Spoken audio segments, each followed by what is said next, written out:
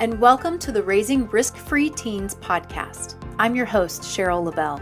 In this risky world we live in today, we want to equip parents to help their teens avoid unnecessary risk. We'll touch on hot topics of the current culture.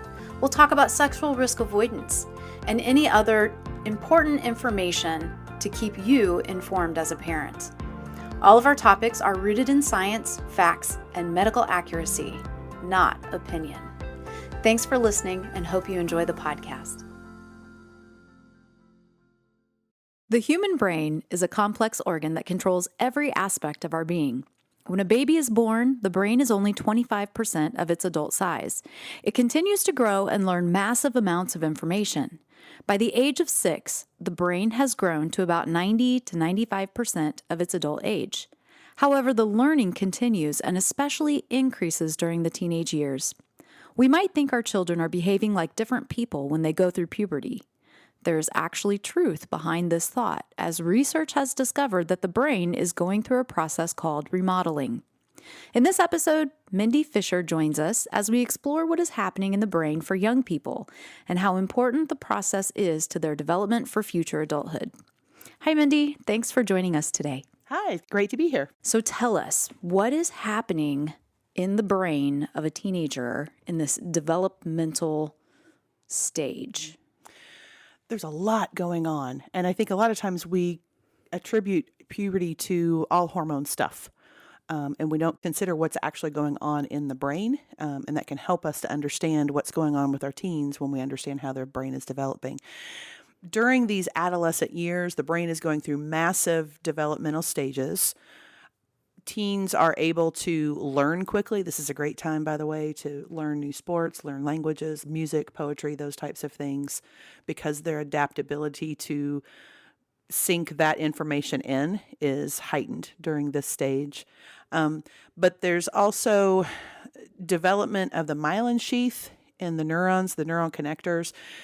When we're younger, those connectors are really slow in getting information communicated from one spot of the brain to the other spot.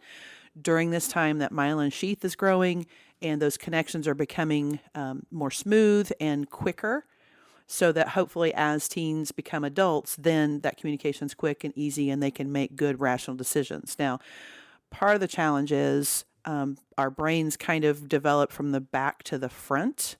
So during the teen years, the amygdala, which is part of the limbic system, is becoming fully developed and doing that fairly quickly. That is the emotional side of who we are. Mm-hmm. So they're going to experience those intense emotions a lot of times.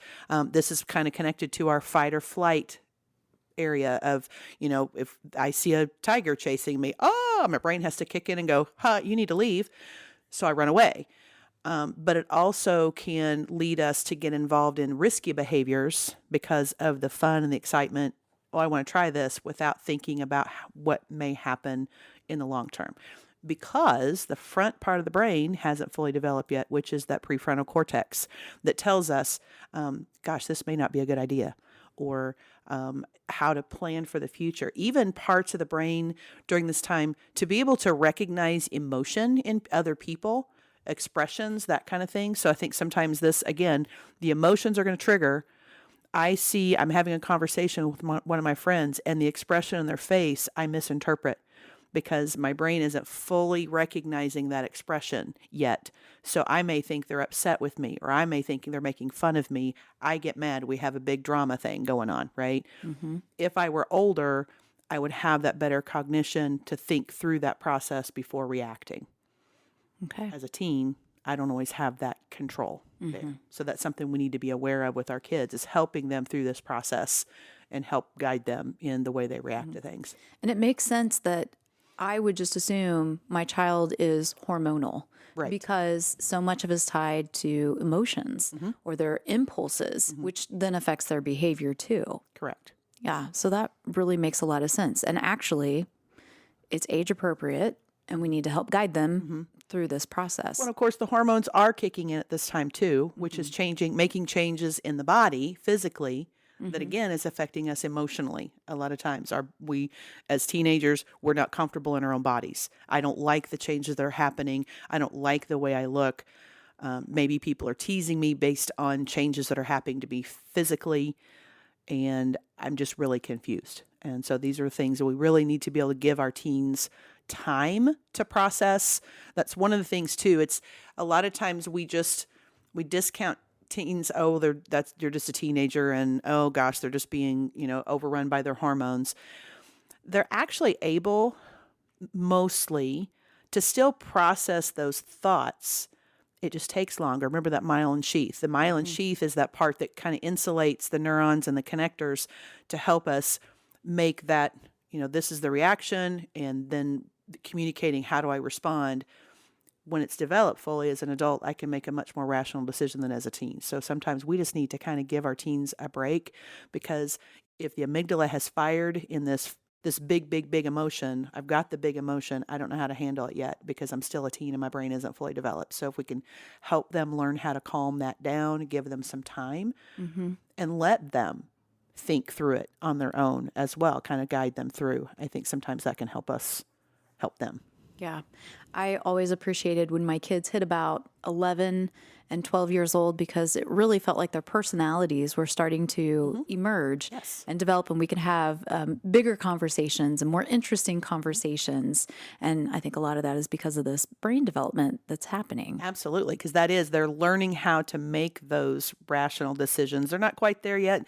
And that's why sometimes you think, oh, my kid's got it all together, this is great. And then 5 minutes later, they do something, you're like, what in the world? What is going on? That's because, again, that amygdala has fired and they haven't been able to calm that down to make that rational decision in that moment.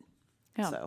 So this would be normal brain activity, normal behaviors to expect from teenagers and tweenagers, really, because that starts also at an earlier age. During this time, I know it's a very crucial time for this brain development. We want that healthy development. What are some of the things that can negatively impact during this time, that brain development? Realistically, any external factors, for one, anything like particularly friends that they hang out with. This is why it's so important. I know we've done a previous podcast on character qualities. It's so important to help them understand the importance of having good character qualities themselves, but also looking for that in other people, because, show me who your friends are, I'll show you your future. So if you're hanging around with positive people, then that's going to help you develop in a positive way.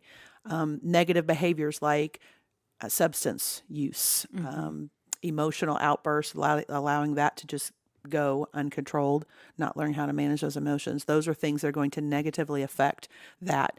Because part of this time, this processing time of the brain, the brain is learning to kind of make a lot of things that are abstract more concrete in their brain, but it's also a pruning time. So you hear the term use it or lose it.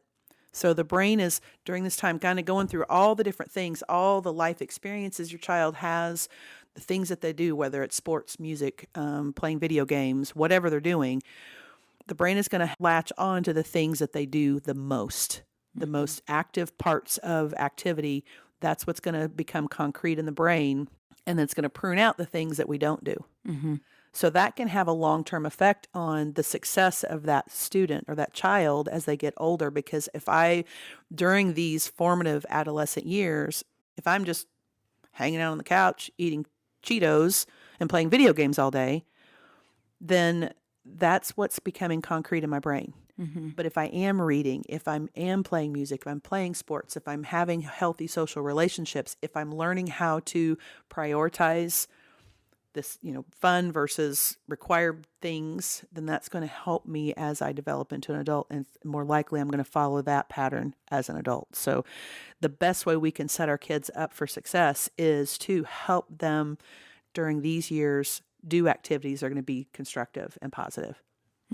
So with the amygdala developing and the intensity of those emotions, everything really that they're experiencing, like you said, all of those outside factors, they're going to respond to it differently than someone with an adult brain. Exactly. Their reactions are going to be much more intensified. Yes. Yeah. And you say that there was a study done. They did MRIs in adults and children based on like similar activities, and different situations, different areas of the brain lit up for the adult versus the child. Interesting. And so that, I mean, it is, they're processing things a little bit differently. So we have to be able to kind of keep that in mind as we're helping them through. It also, the reward system is part, that limbic system, that's what's developing rapidly for teens. This can also put them at a higher risk for addiction Okay. or unhealthy behavior. So if I start using tobacco, marijuana, alcohol, other drugs when I'm 11, 12, 13, 14 years old and continue that, that can lead to addiction very quickly compared to an adult becoming addicted, because that reward system is saying, this is amazing, I love doing this.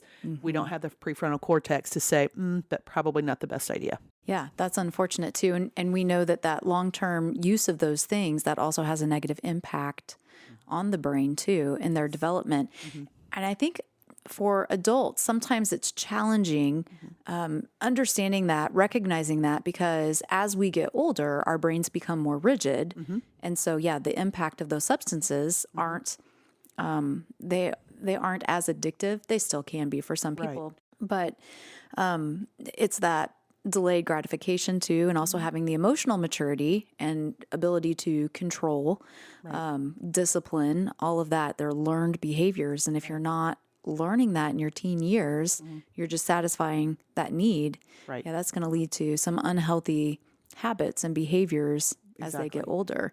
And not just alcohol, but there are other things that kids can consume, like pornography, from watching that also is highly addictive and has a negative impact on the brain. It does, because the more you consume it, the more it's going to create that neural pathway in the brain, that concrete, I'm looking at this, so it can get stuck. And whether it's full on addiction or just an obsession, it can create a lifetime habit of looking at porn, which is unhealthy. And we know through research and information that we've got from a lot of different sources that long-term pornography use does affect our behaviors and how we behave in general, whether that's destructive relationships, not even having relationships, because it totally interferes with that. So those are the things, again, those character qualities, we have to stick to that and say, how am I going to be the most effective in my life? How can I be the healthiest that I can be for myself and other people? So I need to learn how to monitor and manage what I'm doing in my activities. Video gaming, nothing wrong with video gaming, but I hear complaints a lot of times from young adults.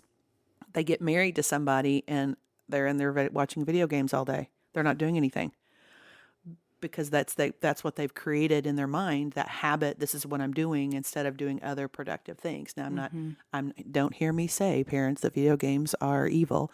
But it's an example of how we see it playing out. Yeah. Into the 20-something crowd today. Yeah. Yeah. And I think that our culture sends some mixed messages too, because we say that you're an adult when you're 18. However, kids can stay on health insurance until I think they're 26. Hypocritical, really.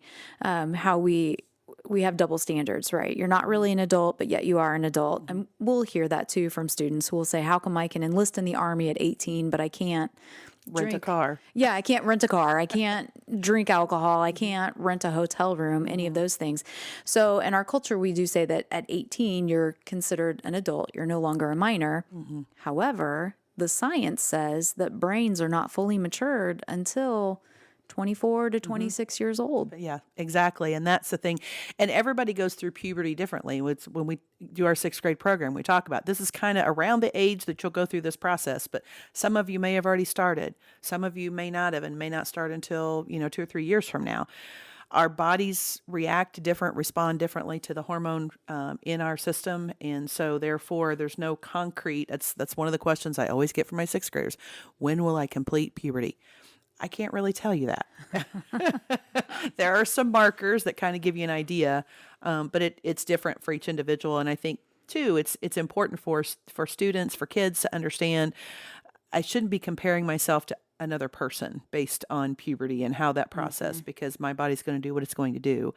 And again, that emotional reaction is happening. They see their friends maybe already starting, I haven't. Is there something wrong with me? Oh my gosh. They may be verbalizing that, they may not be. And I think that's something to consider, the overall mental health of our children. What are they dealing with? We need to create that safe space for them so they can come to us when they're worried about something or they're afraid about something. Because again, with this brain development that's going on, this is the time, these adolescent years, when a lot of mental health disorders are diagnosed Yeah. because that starts to appear. It The begins to problems present. begin to come out in that way. So watching for those types of things, because there's a possibility you may have a child with a mental illness that's not been diagnosed, not been recognized. And if we can kind of start noticing that early on, we can get them taken care of and treated and help them process a little easier. Yeah, there are some mental illnesses they won't diagnose until a child is 18 because it can be confused with some of the emotional reactions going through puberty, Exactly. which is just really interesting. But it is still a good thing if you identify it now to help them process through that, because when they are older, if they are diagnosed with an actual mental illness or something that they're struggling with, they're at least on the right path to getting that help, whether it's through cognitive behavioral therapy or if it's medication that they need to. Right. But that's hard in our culture. And as you mentioned, kids comparing themselves to other peers, that's another challenge with our culture, because they will, Hollywood or whomever, and I'm not picking on Hollywood, but they will take young adults and put them in the roles of teenagers, high schoolers. Or so you always have someone who's older playing a role of someone who's younger, which isn't really, it's not an accurate image of what that looks like, for a teenager or a tween who's going through puberty, to see what that looks like. Well, what they're watching that's age appropriate, the actors themselves may not be. And that's hard too then, because we know, like you said, they're not processing it, thinking through it with, the front part of their brain. It's all emotional. It's all reactive, all of that. But it does build up. It's all part of the whole picture of what our kids struggle through. Right. And that's just development. Well, exactly. One of the things, a normal developing teen brain, there's so many different neurotransmitters in the brain going on. There's hormones, there's this, that, and the other. In the normal brain, all of that is working well. They're communicating well with each other. They're kind of monitoring, like I said, that amygdala reaction, fight or flight. All the other parts of the brain are saying, okay, yeah, this is an emergency. Get out of town. Or, no, hold on, take a breath, calm down. It'll be okay. And let them process through that. So it's something to consider is, those are things when, we see that we have a child that is really having a difficulty self-regulating. That's kind of normal during this time to a certain degree. But if it's really heightened and they just can't regulate those emotions, we need to step in and do something. We need to talk to them and have some conversations, potentially get some counseling involved.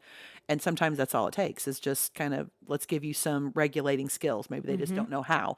So let's teach them how to do those things like calming breaths or going out for a walk or talking to a friend or reading, whatever those things that may be to calm them down, and then getting the help that they need otherwise. Because we have eating disorders a lot of times start during those middle school years because, again, I don't like my body. I don't like the way I look, and I don't look like my friends look. So I'm going to either eat more or eat less or not eat at all or make myself throw up because I want to fit in.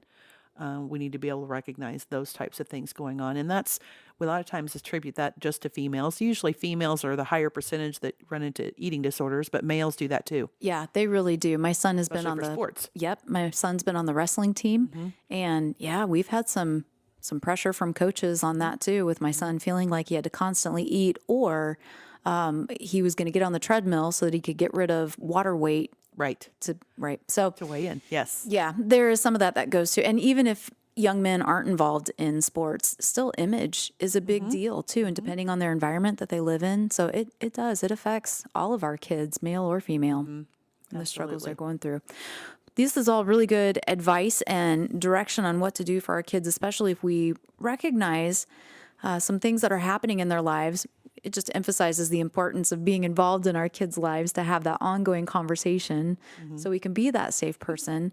What are some of the things that we can really do when our kids are doing well so that we don't fall into this pattern of being hands off, like, oh, they're fine, everything's going the way it's supposed to go. What are some things we can do to be supportive and helpful during this time of development? I think a lot of it is simply communication, open talking with them. And I think that's something that we have to develop at a very young age, to let that grow. If you didn't do that and you're trying to figure that out now, it's making time for them. And I think that's the biggest thing is let's get off our devices, let's go for a walk and just talk, not immediately jump into questions about, whatever, but start building that relationship, get that intimacy involved, that they feel that you are a safe place. They believe that you are a safe place to talk to. And then just start asking them questions, giving them feedback. We are a society that we will call and complain when something is done that we don't like, but we oftentimes forget to encourage when we see positive behaviors. So being able to kind of step up and say, hey, you did a great job handling that situation. I'm not sure what I would have done in that situation, but you did a great job. Reinforcing positive behavior. Exactly. And the way we model, kids are watching us. So our behavior is very important.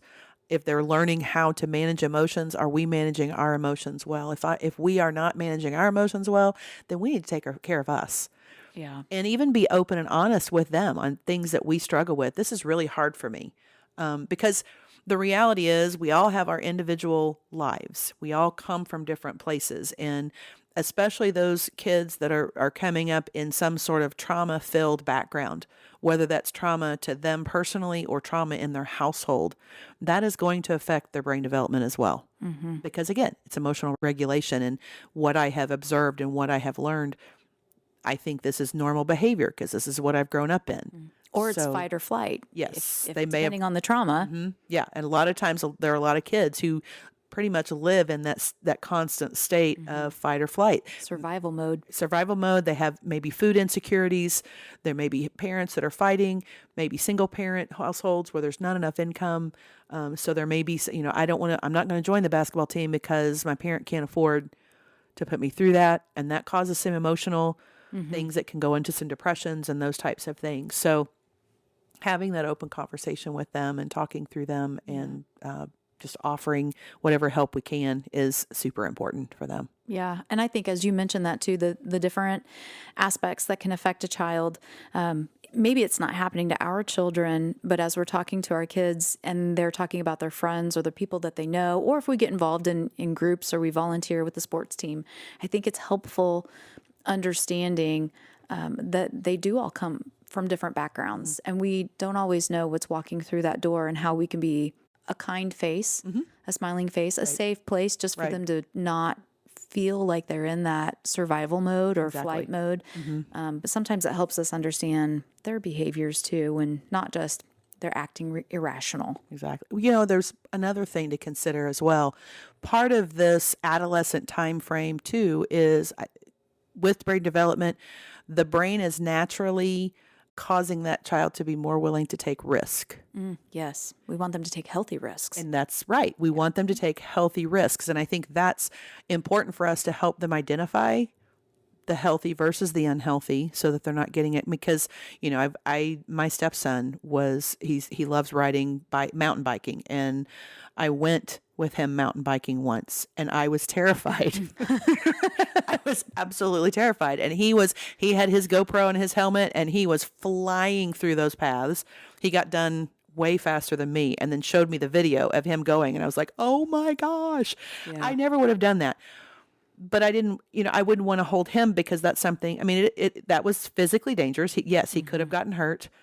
But that was his age range. He wants to take those risks and so if I would have said, oh no, you can't do that because you might get hurt, that can sometimes cause kids to go a totally different direction and just totally rebel. Yes. So we don't want to do that. We want to, of course, let them know the risks and rewards and help them kind of find some healthy risks of things that they can do that are healthy things.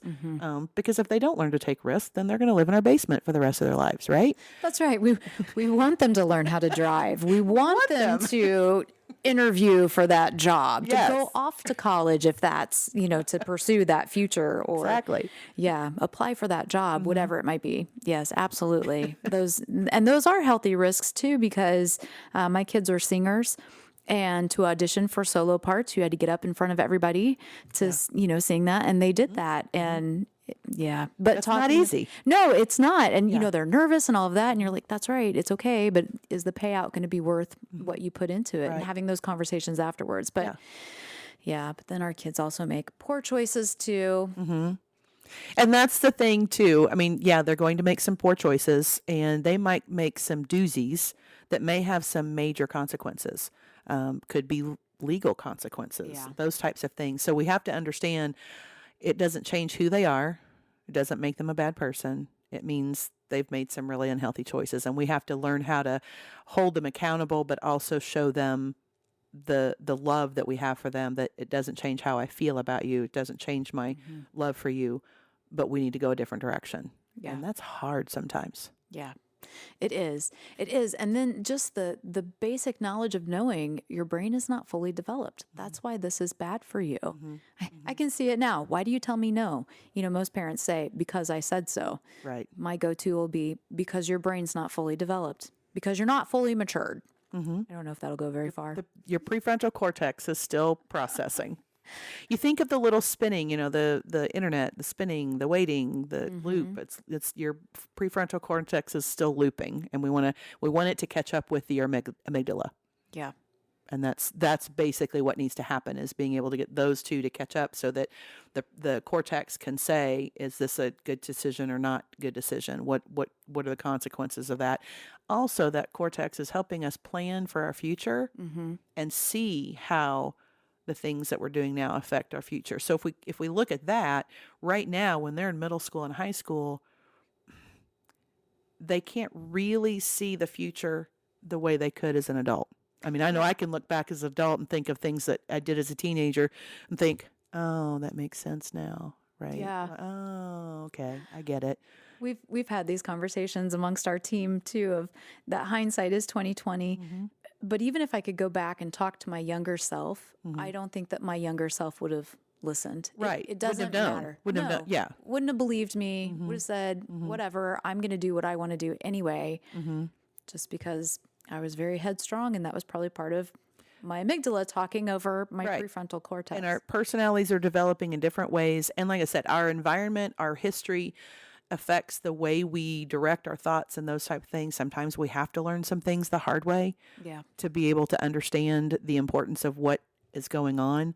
As parents, we want to keep our kids from having to deal with any negative consequences, but sometimes they just have to, as part of the learning experience. Yes, we do. And pain is not always a bad thing for our kids, or struggle is not always a bad thing, because they learn to walk through that. Yeah. One of the things that we can do is help our kids have healthy brains. And part of that is nutrition. How are the kids, how are you, providing nutrition for them throughout life? Because if I'm existing on energy drinks, Gatorade, Cheetos, whatever, then I'm not going to have a healthy brain. Takis. You forgot Takis. Exactly. Yeah. If I'm not getting enough sleep, and this is huge. I mean, a lot of times parents will complain, oh my gosh, will you get out of bed? Well, they need the sleep. They've got to have that sleep for the brain to develop. It's got to, just like a computer, we got to reset our computer every day. We have to reset our brain. We've got to get all of those chemicals processing correctly, and it does that through sleep. And so if they're not getting 9 to 10 hours of sleep a night regularly, then it is going to affect the development of the brain. It's going to slow things down. So that's important. And again, back on those chemicals in the brain, whatever we're putting in our brain, if we're using substances, if we're using unhealthy, that's going to affect how well my brain is going to, that myelin sheath is going to develop to be able to help me communicate those messages better in my brain.